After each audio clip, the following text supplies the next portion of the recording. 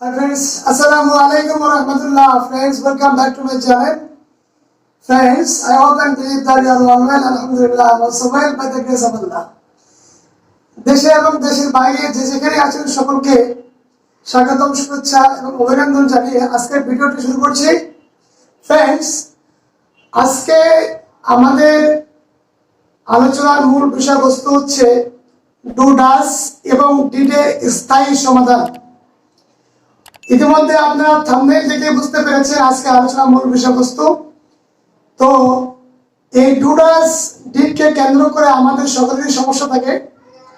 তো do does did এর স্থায়ী একটা সমাধান আমরা কিভাবে করতে পারি সে বিষয়ে আজকের বিস্তারিত আলোচনা। তো মূল আলোচনায় যাওয়ার আগে সকলকে বিনীত অনুরোধ করছি, আপনারা সকলেই এই ভিডিওটি প্রথম থেকে শেষ পর্যন্ত দেখবেন, কোনো স্কিপ না করে, এবং যারা আমার এই চ্যানেলটি এখনো সাবস্ক্রাইব করেন নাই তাদেরকে সাবস্ক্রাইব করার জন্য বিনীত অনুরোধ করছি, এবং পাশে যে বেল আইকনটি রয়েছে সেটাকে অবশ্যই প্রেস করবেন। আপনাদের সুন্দর সুন্দর মতামত জানাবেন যাতে নিত্য নতুন ভিডিও তৈরি করার উৎসাহ তৈরি হয়। আসলে ডু ডাস ডিড নিয়ে আমরা বিভিন্ন জনে বিভিন্ন সমস্যার মধ্যে থাকি, কারণ এই ডু ডাস ডিড এর স্থায়ী কোনো সমস্যা আমরা সমাধান করতে পারি না। এই ডু ডাস ডিড এর আজকে ইনশাআল্লাহ আমরা বিস্তারিত আলোচনা করার চেষ্টা করব। তো সকলের সাথে থাকুন। দেখেন, আমি কয়েকটি বিষয় আলোচনা করি, যেমন যে সে বই পড়ে,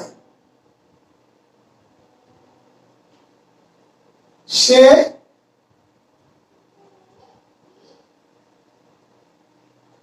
বই পড়ে। তারপর হচ্ছে আমি স্কুলে যাই।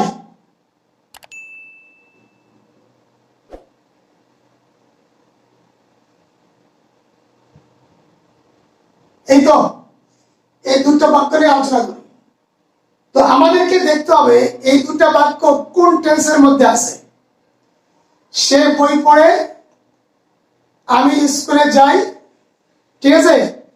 আরেকটি বাক্য লিখি, সেটা হচ্ছে নাম্বার 1, নাম্বার 2, নাম্বার 3। আমি কালকে বাজারে গিয়েছিলাম, বা আমি বাজারে গিয়েছিলাম।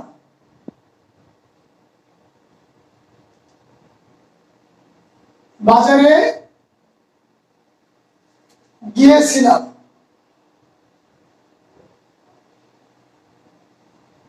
ওকে, এই তিনটি বাক্যের উপরে আমাদের ইনশাআল্লাহ আজকে আলোচনার মূল বিষয়বস্তু।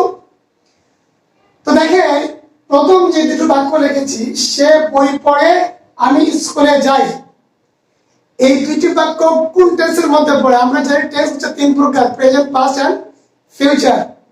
তো আমরা প্রেজেন্ট টেন্স, যেমন প্রেজেন্ট মানে হচ্ছে বর্তমান, প্রেজেন্ট মানে কি? প্রেজেন্ট মানে কি? বর্তমান। ওকে, আরেকটা হচ্ছে ইনডিফিনিট, INDIFINITE। তাহলে সে যে বই পড়ে, আমি যে স্কুলে যাই, এটা কি কোনো নির্দিষ্ট সময়কে ইন্ডিকেট করতেছে? অবশ্যই নয়। এটা কি বোঝানো হচ্ছে? অনির্দিষ্ট সময়কে বোঝানো হচ্ছে, অর্থাৎ কোনো অভ্যাসগত কর্মকে বোঝানো হচ্ছে। প্রেজেন্ট মানে বর্তমান, ইনডিফিনিট মানে হচ্ছে অনির্দিষ্ট। মানে কি? অনির্দিষ্ট।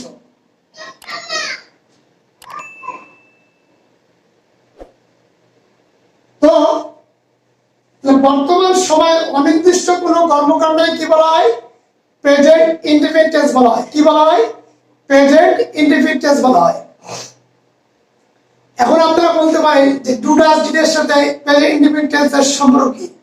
100% সম্পর্ক আছে, এই বিষয়ে আলোচনা করতেছি।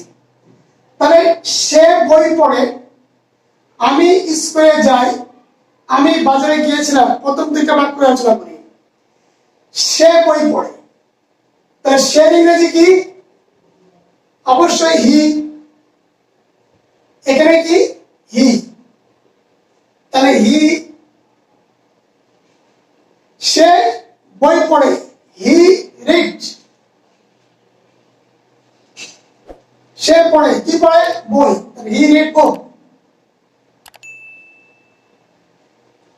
সে বই পড়ে, হি রিড বুক। আচ্ছা, এখন কথা হচ্ছে যে আমরা আলোচনা করেছিলাম যে প্রেজেন্ট ইনডিফিনিট টেন্সে স্ট্রাকচারের ক্ষেত্রে যদি সাবজেক্ট হি, সি, তারপর হচ্ছে ইট এবং কোন নাম যদি সাবজেক্ট হয়, তাহলে অবশ্যই আমরা মূল ভার্বের সাথে কি করব? এস অথবা ইএস যোগ করব। তাহলে হি রিড বুক, তাহলে অবশ্যই এই সাবজেক্টটা কি থার্ড পারসন সিঙ্গুলার নাম্বার, তাহলে অবশ্যই এর সঙ্গে আমরা কি হবে? এস যোগ হবে। তাহলে হি রিডস বুক, তাহলে হিটা হচ্ছে সাবজেক্ট, রিডসটা হচ্ছে ভার্ব, আর বুকটা হচ্ছে অবজেক্ট। ক্লিয়ার? দ্বিতীয় বাক্যে আমরা আসি, আমি স্কুলে যাই, তাহলে আমি ইংরেজি কি? I, I go, I go, আমি যাই, কোথায় যাই? স্কুলে, তাহলে টু স্কুল।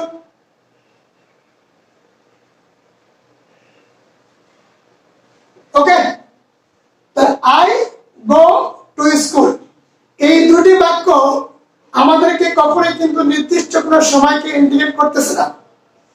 আমরা জানি যে প্রেজেন্ট ইনডিফিনিট টেন্স বলতে বোঝানো হয় যে অনির্দিষ্ট কোনো কর্মকাণ্ড, অর্থাৎ এই প্রেজেন্ট বর্তমান কালে অনির্দিষ্ট কোনো কর্মকাণ্ড যেটা হচ্ছে সাধারণভাবে যে কাজটি ঘটে, আমি যাই, আমি খাই, আমি পড়ি, আমি ঘুমাই, সে যায়, সে পড়ে, সে খায়, সে রান্না করে, সে বই পড়ে, সে কাজ করে, এগুলোকেই বলা হয় প্রেজেন্ট ইনডিফিনিট টেন্স। ইনডিফিনিট শব্দের অর্থ হচ্ছে অনির্দিষ্ট, কি?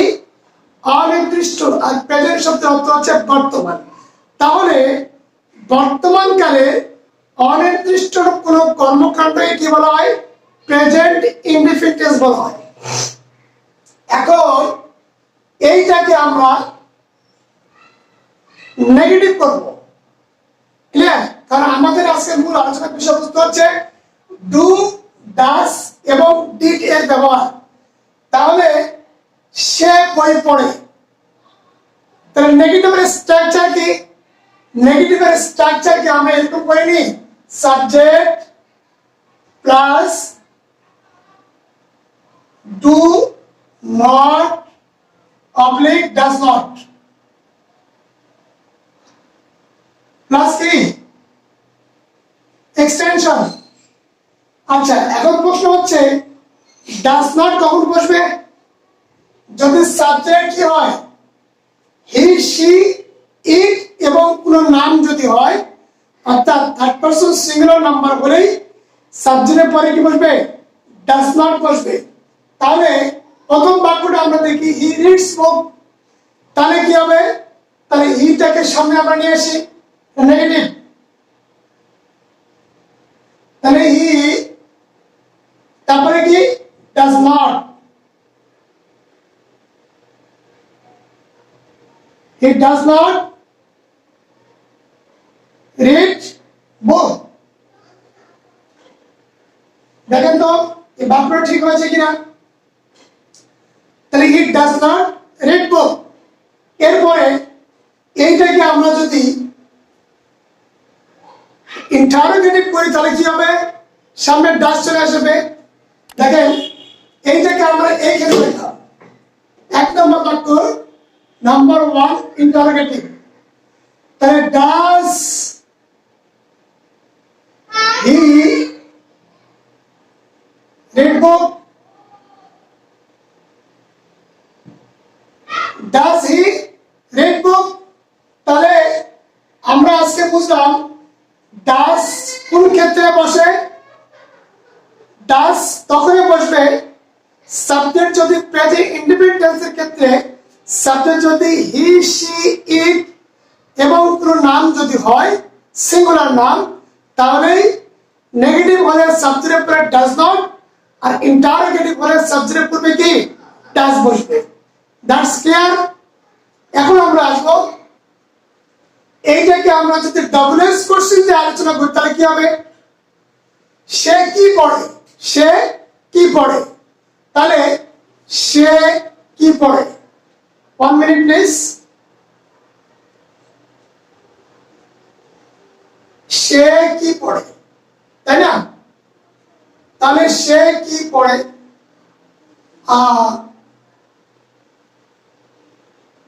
সে কি পড়ে।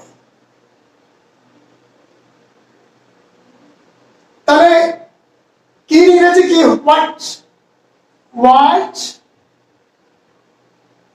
হোয়াট, হোয়াটের পরে কি বলবে, যেহেতু সে আছে হোয়াট ডাজ, হোয়াট ডাজ, তারপরে সাবজেক্ট আসবে হি রিড।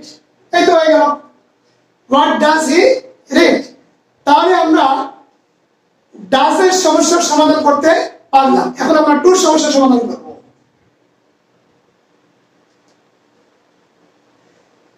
ডু সমস্যার সমাধান আমরা কিভাবে করব একটু দেখে নিই। আই গো টু স্কুল, আমি স্কুলে যাই, এটা নেগেটিভ করি, আমি স্কুলে যাই না। আমরা আলোচনা করেছিলাম আমাদের পূর্বের ভিডিওতে, যারা আমার টেন্স সম্পর্কে ভিডিওটি দেখেননি, এই ভিডিওটি দেখলে আপনারা পূর্ণাঙ্গ একটা টেবিল অফ টেন্সের মধ্যে আমি কিন্তু এবং টেন্সের উপর আরো আলোচনা করেছি। আপনার ভিডিওগুলো দেখে নেবেন, তাহলেই আপনারা বুঝতে পারবেন যে স্ট্রাকচারটা, টেন্সের স্ট্রাকচারটা আপনারা বুঝতে পারবেন। যাই হোক, আজকে এই যে আই গো টু স্কুল, অর্থাৎ আমি স্কুলে যাই, এটা নেগেটিভ করি আমরা, আমি স্কুলে যাই না। তাহলে কি হবে, I do not go to school. Do not কেন বসলো, আমরা আলোচনা করেছিলাম যে subject third person singular number হলে, অর্থাৎ হি সি ইট এবং কোন নাউন হলে অবশ্যই নেগেটিভের ক্ষেত্রে সাবজেক্টের পরে ডাজ নট, আর ইন্টারোগেটিভ হলে কি হবে, ডাজ সাবজেক্টের পূর্বে। অন্যথায় অর্থাৎ অন্যান্য সকল ক্ষেত্রে নেগেটিভ করতে গেলে সাবজেক্টের পরে কি ডু নট বসবে। তাহলে আমি স্কুলে যাই না, তাহলে কি হবে, I do not go to school. I negative, I do not go to school,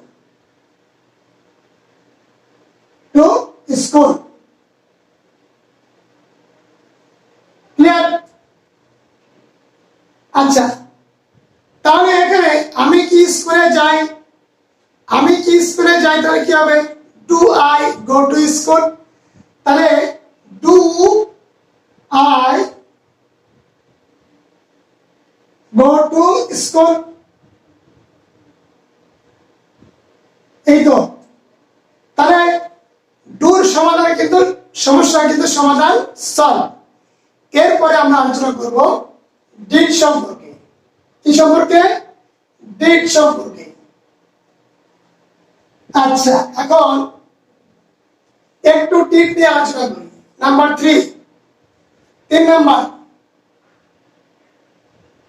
ওকে, 3 নম্বরে কি, আচ্ছা নাম্বার 3, আমি বাজারে গিয়েছিলাম।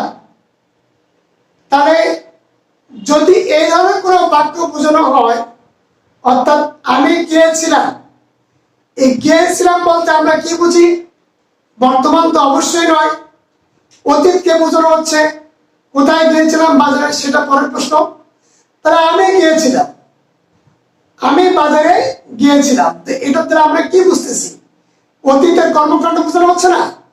তো অতীতের কর্মকাণ্ডের ক্ষেত্রে অতীতের কোনো কাজ যদি হয়, সেক্ষেত্রে স্ট্রাকচার কি, সাবজেক্টের পরে কি বলবে, verb two.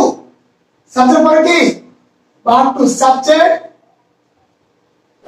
Plus V2 plus extension. Okay, তাহলে আমি বাজারে গিয়েছিলাম, তাহলে যাওয়ার আগে অ্যাকচুয়ালি গো, গোর ভাগ টু কি হবে? Went. I went to market. Okay, I went to market. Market না, অনেকে মার্কেট বলে, রং উচ্চারণ। I went to market. উচ্চারণ এরকম হবে। তাহলে আমি বাজারে গিয়েছিলাম, এটা হচ্ছে অ্যাফার্মেটিভ। এটাকে যদি আমরা নেগেটিভ করি তাহলে কি হবে? আমি বাজারে যাইনি, এটা কি হবে? তাহলে আমরা জানি যে নেগেটিভের স্ট্রাকচার, পাস্ট ইনডিফিনিট টেন্সের নেগেটিভ স্ট্রাকচার কি? Subject plus did plus verb one plus extension. Okay, এখন আমি বাজারে যাইনি, তাহলে কি হবে? ওই স্ট্রাকচারটাকে আমরা সামনে নিয়েছি, I did not. Okay, sorry, এখানে did not হবে, did not। তাহলে I did not অথবা didn't। I did not go to market। Go to market। I did not go to market, আমি বাজারে যাইনি, এই যে ডিডের ব্যবহার চলে আসলো। ক্লিয়ার? তাহলে আমি বাজারে যাই, মনে রাখতে হবে যখন এই ডিডটার সামনে চলে আসবে তখন মূল ভার্বটা কি হবে? প্রেজেন্ট ফর্মে ব্যাক করবে, এটা কখনো পাস্ট ফর্মে থাকবে না। I did not go to market, আমি বাজারে যাইনি। তাহলে তুমি কি বাজারে গিয়েছিলে? তাহলে কি হবে?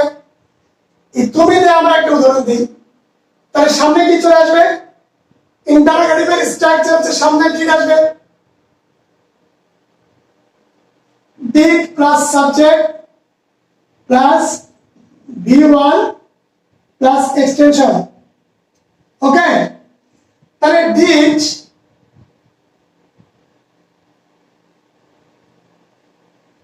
you go to market? Okay, এই যে ঠিক চলে আসতো। তো আজকে আমরা কি আলোচনা কি শিখলাম?